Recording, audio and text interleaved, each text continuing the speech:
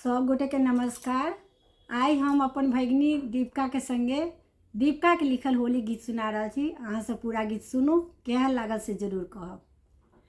सखी हे कनक भवन में फागु खेलथी सिया राम।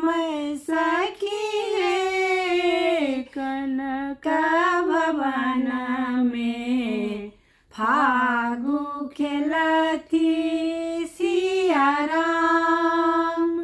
अबीर सरंगल सिया जी के आचर, अबीर सरंगल सिया जी के आचर।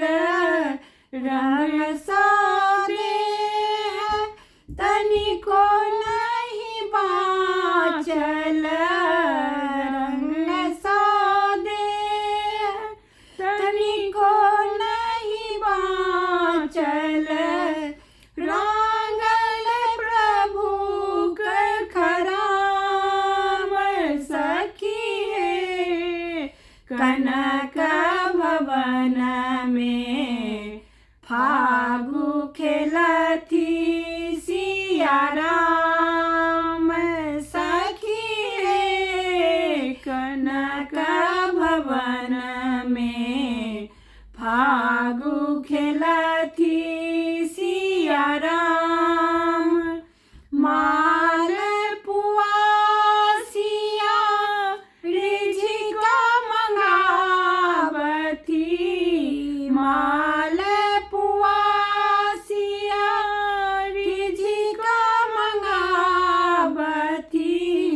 रघुबर स्नेह सिया जी खुआवथी, रघुबर स्नेह सिया के खुआवथी।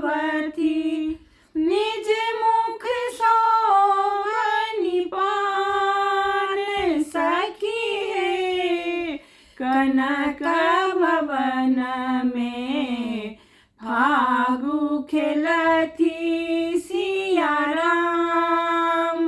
सखी हे कनक भवन में फागु खेलथी सिया राम। उड़ल गुलाल लाल भेल कोबर, उड़ल गुलाल लाल भेल कोबर।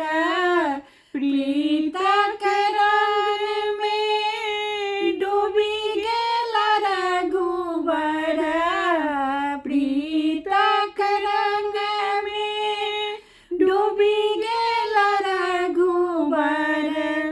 सिया पाबी बनला महान। सखी हे कनक भवन में